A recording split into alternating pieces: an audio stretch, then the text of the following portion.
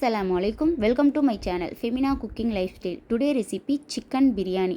ஒரு டிஃப்ரெண்டான டேஸ்ட்டில் டிஃப்ரெண்டாகவே இன்றைக்கி செய்ய போகிறோம்.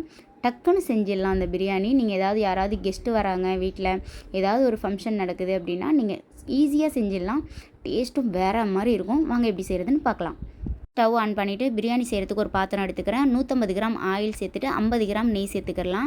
நல்லா ஹீட் ஆனதுக்கப்புறம் ஒரு 5 வெங்காயம் நான் அந்த மாதிரி ஸ்லைஸ் பண்ணி வச்சுருக்கேன், அதையும் சேர்த்துக்கலாம். வெங்காயம் நல்லா ப்ரௌன் கலர் வரணும், அது வரைக்கும் நல்லா குக் ஆகட்டும். நல்லா ப்ரௌன் கலரில் நல்லா வரட்டும். அதுக்கு இடையில் நம்ம ஒரு மசாலா ப்ரிப்பேர் பண்ணிக்கலாம். ஒரு 4 தக்காளி, அதுக்கப்புறம் 4 பச்சை மிளகாய், 3 ஸ்பூன் இஞ்சி பூண்டு பேஸ்ட்டு, இது எல்லாத்தையுமே நம்ம நல்லா அரைச்சி எடுத்துக்கலாம். ப்ரௌன் கலரில் இந்த மாதிரி வரணும். அரைச்ச பேஸ்ட்டு தக்காளியை நம்ம இதில் சேர்த்துக்கலாம். சேர்த்துட்டு நல்லா மிக்ஸ் பண்ணி விட்டுருங்க. எண்ணெய் நல்லா பிரியணும், பச்சை ஸ்மெல் எல்லாமே போகட்டும். அது வரைக்கும் நல்லா மிக்ஸ் பண்ணி விட்டுறலாம். இப்போ நான் 3/4 கிலோ பாஸ்மதி அரிசி எடுத்திருக்கேன். இதை நல்லா 3 தடவை நல்லா வாஷ் பண்ணிவிட்டு நம்ம ஒரு அரை மணி நேரம் அப்படியே ஊற வச்சிடலாம். ஊற வச்சு நம்ம ரைஸ் செஞ்சால் தான் அது நம்மளுக்கு நல்லா லாங் இதாக நல்லா கிடைக்கும் ரைஸு உதிரியாக. இந்த மாதிரி எண்ணெய் பிரிஞ்சு வர டைமில் 1 ஸ்பூன் மிளகாய்த்தூள், 2 ஸ்பூன் மல்லித்தூள், 1 ஸ்பூன் மஞ்சள் தூள், பிரியாணி மசாலா 1 ஸ்பூன் பெரிய ஸ்பூனில் எடுத்துக்கிறேன். பிரியாணி மசாலா வேறு ஒன்றும் இல்லை, கிராம்பு பட்டை ஏலக்காய் எல்லாமே ஈக்குவலாக எடுத்துகிட்டு அதை வறுத்துட்டு மிக்சர் ஜாரில் போட்டு நல்லா அரைச்சி எடுத்துக்கலாம் பவுட்ராக. அதில் தான் 1 ஸ்பூன் சேர்த்துக்கிறேன். அப்புறம் ஒரு பிஞ்ச் வர அளவுக்கு சாஃப்ரான் எடுத்துகிட்டு மில்க் கொஞ்சம் சூடாக நான் சேர்த்துக்கிறேன். உங்களுக்கு மில்க் வேணாம் அப்படின்னு நினச்சிங்கன்னா நீங்கள் தண்ணியில் கூட கலந்துக்கலாம். இதில் நான் ஒரு பொருளும் போடுற எல்லாமே இந்த டிஷ்ஷை அப்படியே அல்டிமேட்டாக தூக்கி கொடுக்கும். கண்டிப்பாக நான் செய்கிறது உங்ககிட்ட இருந்துச்சு அப்படின்னா ஒன்றை கூட ஸ்கிப் பண்ணாதீங்க. உங்ககிட்ட குங்குமப்பூ இல்லை அப்படின்னா நீங்கள் எல்லோ ஃபுட் கலர் கூட நீங்கள் சேர்த்துக்கலாம். இப்போ நான் 1 கிலோ சிக்கன் எடுத்திருக்கேன். நல்லா மிக்சடு பீஸாகவே இந்த மாதிரி எடுத்துக்கோங்க. இப்போ தேவையான அளவு உப்பு சேர்த்துக்கலாம். உப்பு சேர்த்துட்டு நல்லா மிக்ஸ் பண்ணி விட்டுருங்க. மிக்ஸ் பண்ணி விட்டுட்டு ஒரு 2 கிளாஸ் தண்ணி சேர்த்துக்கலாம். இதில் தண்ணி சேர்த்துட்டு நல்லா ஒரு தாட்டி மிக்ஸ் பண்ணி விட்டுட்டு ஒரு 10 நிமிஷம் இதை நல்லா வேக வச்சிடலாம்.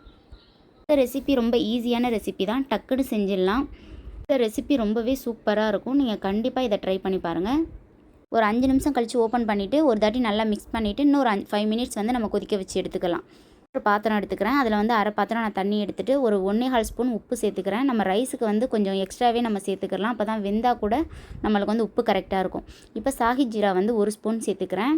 அது ரொம்ப வாசனையாக இருக்கும். இல்லைனா ஸ்கிப் பண்ணிடுங்க, இருந்துச்சுன்னா கம்பல்சரி சேர்த்துக்கோங்க. 3 ஏலக்காய், 2 பச்சை மிளகாய், 3 கிராம்பு, 2 பே லீஃப், அப்புறம் 3 பட்டை, 2 அன்னாச்சிப்பூ, இது எல்லாத்தையுமே சேர்த்துக்கலாம். அப்புறம் நம்ம பாஸ்மதி அரிசியை நல்லா ஊற வச்ச அரிசியை இதில் எல்லாத்தையுமே சேர்த்துட்டு ஒரு தாட்டி நல்லா மிக்ஸ் பண்ணி விட்டுருங்க. அரிசி ஒரு 80% நல்லா வேகட்டும். அரிசி 80% வேகட்டும். அதுக்கப்புறம் நம்ம தம்மில் போட்டு எடுத்துக்கலாம். சிக்கன் கிரேவி சூப்பராக ரெடியாகி வந்துருச்சு. இந்த சிக்கன் கிரேவி பேர் ரிமைனி சிக்கன் கிரேவி. பாதி சிக்கன் கிரேவியை ஒரு பாத்திரத்தில் நான் எடுத்து வச்சுட்டு பாதி சிக்கன் கிரேவி நம்மளுக்கு பிரியாணி செய்கிற பாத்திரத்திலே இருக்கட்டும். ரைஸ் நல்லா வெந்து வந்துருச்சு. இப்போ அதை வடிகட்டிட்டு சேர்த்துக்கலாம். நான் ஒரு பழைய தோசைக்கல் வச்சுட்டு இந்த மாதிரி நான் பாத்திரத்தை மேலே வச்சுக்கிறேன், அடி பிடிக்காமல் இருக்கிறதுக்கு. அதுக்கப்புறம் நம்ம எல்லா ரைஸையும் சரிசமமாக எல்லா சைடும் போட்டு விட்டுறலாம்.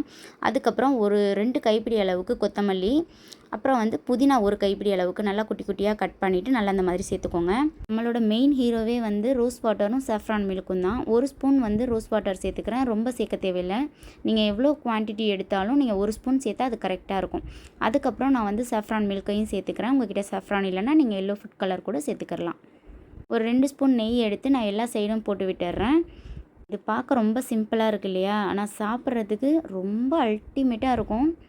எல்லா சிக்கனையும் எடுத்து எல்லா சைடும் படுற மாதிரி நம்ம கிரேவி எல்லாத்தையுமே நம்ம போட்டு விட்டுடலாம். போட்டு விட்டுட்டு ஒரு 15 நிமிஷம் அப்படியே பழைய தோசைக்கல் அடுப்பில் வச்சுட்டு இந்த மாதிரி தம்மில் போட்டு விட்டுருங்க. சூப்பராக ரெடி ஆகிருங்க. கண்டிப்பாக இந்த பிரியாணியை நீங்கள் ட்ரை பண்ணி பார்த்துட்டு எப்படி வந்துச்சுன்னு நீங்கள் கமெண்ட்டில் சொல்லுங்கள். சண்டேவே நீங்கள் செஞ்சு பார்த்துட்டு எப்படி வந்துச்சுன்னு மறக்காமல் சொல்லுங்கள். என்னடா இவங்க எல்லா ரெசிபியுமே சூப்பராக இருக்குது அப்படின்னு சொல்கிறாங்களேன்னு நினைக்காதீங்க. நான் ஒரு ரெசிபியுமே உங்களுக்காக நான் ஹிட் ரெசிபியாக தான் எடுத்துகிட்டு வரேன். ரொம்ப சூப்பராக இருக்கும். கண்டிப்பாக நீங்கள் ட்ரை பண்ணலாம். கறி சூப்பராக வெந்து வந்துருச்சு. ரொம்ப கூட நம்மளுக்கு டைம் எடுக்காது. நம்ம அரிசியை வேக வச்சு தான் சேர்த்துக்கிறோம். அப்புறம் தம் போட்டோன்னா நம்மளுக்கு சூப்பராக ரெடியாகி வந்துடும். கிரேவிலேயே நம்மளுக்கு சூப்பராக வெந்து வந்துடும் ரைஸு. நிறைய பேருக்கு நான் புரியணுங்கிறதுக்காக தான் இதை வீடியோவாக நான் அப்லோட் பண்ணேன். ஷார்ட்ஸாக இருந்தால் ஸ்பீடாக பேசுகிற மாதிரி இருக்கும். அதனால தான் இந்த மாதிரி இன்ட்ரெஸ்டிங்கான வீடியோஸ்லாம் உங்களுக்கு வேணும் அப்படின்னா ஃபெமினா குக்கிங் லைஃப் ஸ்டைலை மறக்காமல் சப்ஸ்கிரைப் பண்ணுங்கள். உங்கள் ஃப்ரெண்ட்ஸ் அண்ட் ஃபேமிலிக்கும் யூஸ்ஃபுல்லாக இருக்கும்னு நினச்சிங்கன்னா ஷேர் பண்ணுங்கள். தேங்க்யூ ஸோ மச் ஃபார் வாட்சிங்.